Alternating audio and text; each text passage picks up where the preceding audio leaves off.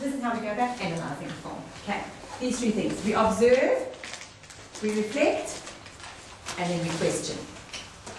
Okay, observe it, so we see it, then we think about it, we mull over it, and then we go, why?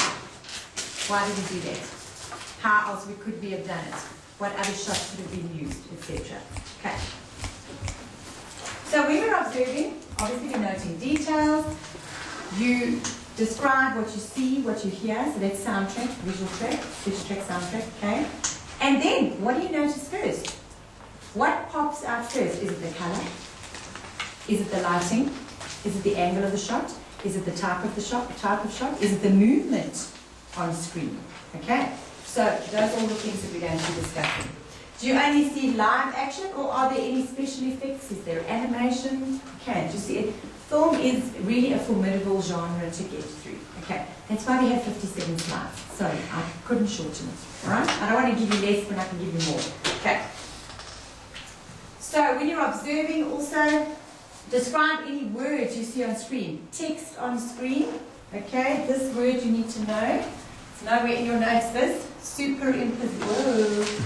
Superimposition is when one shot is placed over another. One shot is superimposed onto another. It has a very interesting effect. Superimposition. Okay. Right. What do you notice about the length of the motion picture? What's the average length of the film? Hour and 30 minutes. Hour and 20 minutes, actually. Okay, hour and 20 minutes. Your longer epic films, 2.5 hours. 2.5 hours. Okay. And your epic films, filmically, you can compare that to the written word. To what would you think? How long are Shakespearean plays usually? 3 hours. Always. Always 3 hours. Always 5 acts. Always 5 acts. And 5 acts always follow the structure. Act 3, Act 2, Act 1, Act 4, Act 5. Even Shakespeare used this. It did. Even Shakespeare used this little curve, little bell curve. Okay. Right. Does anything about it seem strange or unusual? What is it that's strange and unusual? What kind of camera techniques are different in this film? Okay. Or is it the acting? Who has seen a film that has been filmed only using handheld shots? Has anyone seen a film like that? Remember a couple of years ago, it was that thing that was filmed in the forest. What was it? The Blair Witch Project. The Blair Witch Project, for heaven's sake. Thank you. I thought it was the most hideous film on earth. It was just... It was bad. It was very bad. Okay. But it was so cheap to film. That's why. And then I got it. They actually aired it. But anyway, it actually went to the box office. I don't cope with the handheld thing. I actually become nauseous. I don't know about the rest of you, but I don't do roller coasters, so that's understandable. Why handheld shots would do that to me. But this constant, and have you noticed in some of the soapies, some of the soap operas, okay, it's this ridiculous panning, fast panning, very fast panning, rigid type of panning movement. It is very disconcerting on the eye. Okay, and I don't know why they do that. I don't know. It doesn't appeal to me at all. There's a place for it, yes, but not throughout the entire film. Okay, right. What other details do you notice? They're going to be adding on detail. Okay, so those are the kinds of questions. I'm going through the questions now that you will ask yourself as you study every particular film. Then you reflect. You're going to generate and you're going to test hypotheses about the source. What is a hypothesis? IS. One hypothesis, IS, hypotheses, many hypotheses. Many. Hypotheses. No. Don't do that. Say again? Yes, a hypothesis is a theory. A theory. So it's a theory you have. And then you've got to prove that theory. Okay, so that's why we say, hypothetically speaking, That's how we use the interchange. Ah, now the thing is dropping. Now you're going, oh, that's why I talk like that. Yeah. Okay, that's why we use it. Right, there we go. What was the purpose of this motion picture? What message was it trying to convey? Why make the thing? Okay.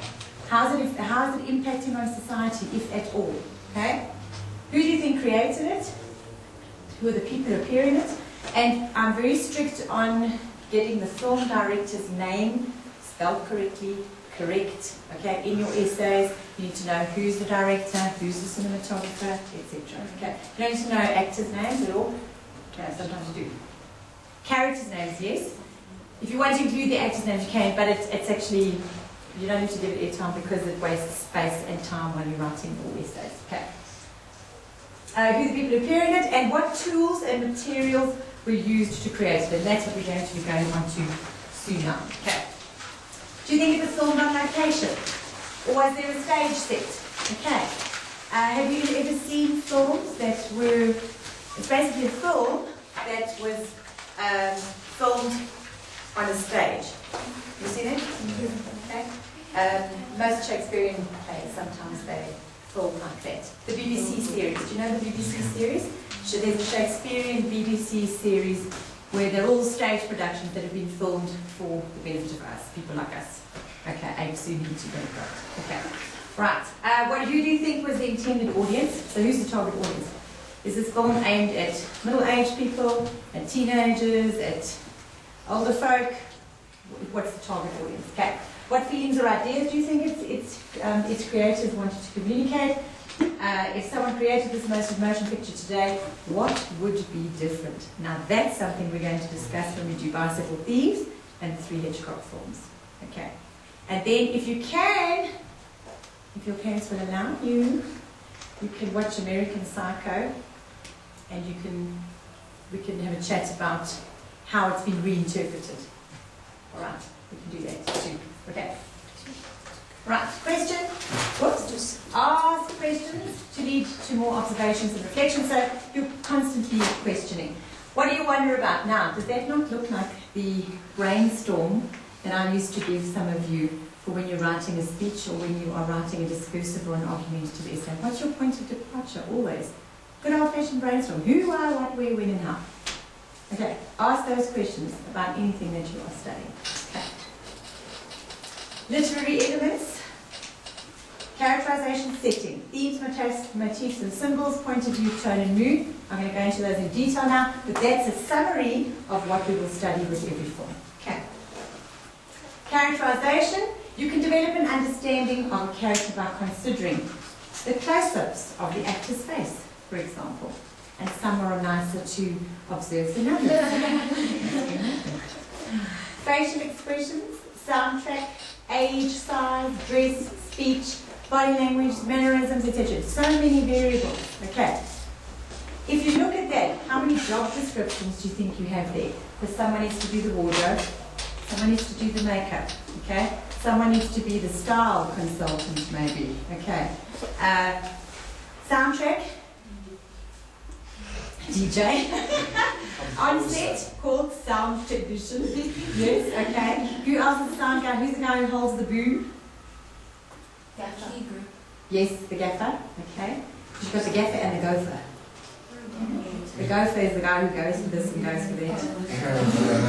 Oh, that's why they're called gophers. Okay, G-O-F-E-R. Gophers. And they're like the extra guys on set, you know, fetch this, fetch that, etc. But they're essential on a set, because you always need someone to run something, whether it's a first aid kit or whatever you need. Okay.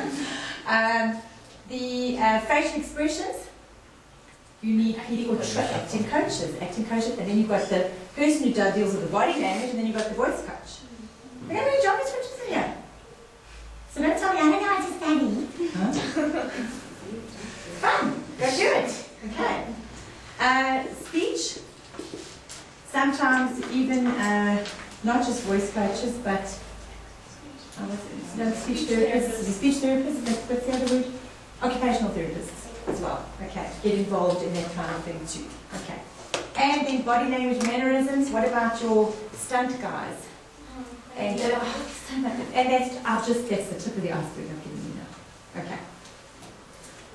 Setting, this is often the aspect of narrative that's taken for granted. All right. The setting is probably one of the most important factors of a film, because if you get it wrong, it can affect your lighting, it can even affect your sound, okay? And weather, let's be honest, weather conditions can sometimes work for you or against you, depending, and that's why films take so long to film, because there's so many variables involved, okay? A great bit of work goes into setting. It includes sets, props, costumes, makeup, okay? The setting also has to be historically accurate and dramatic. How many of you have watched, what's the word I'm looking for? Documentaries on how certain films have been filmed. It's an eye-opener, isn't it? And then you actually appreciate it as a work of art, because we're going to be studying works of art. Okay. These motif symbols, I'll just give you a list there of the main ones. And what's important is this last point here, that all these themes above there, you can read them on your own, are universal themes to which 95% of every human being will be able to relate. Who has not felt love? Who has not felt honor? Who's not been betrayed? Who has not betrayed or betrayed? Been betrayed or betrayed? Both ways. Okay. All right. Everyone has a family. Okay. And now you're going to say to me, what if your entire family dies? Well, then your friends are your family. And if your friends die, well, then your dog's your family. Seriously, always have a family. You've always got to have family in some form in your life somewhere. It's in just a different form. Okay. Evil, revenge, da da da. Universal stuff. Okay. Think about most of the films, most of the novels. The big sellers, the best sellers around the world, those are your themes. Not true? Do we cover everything?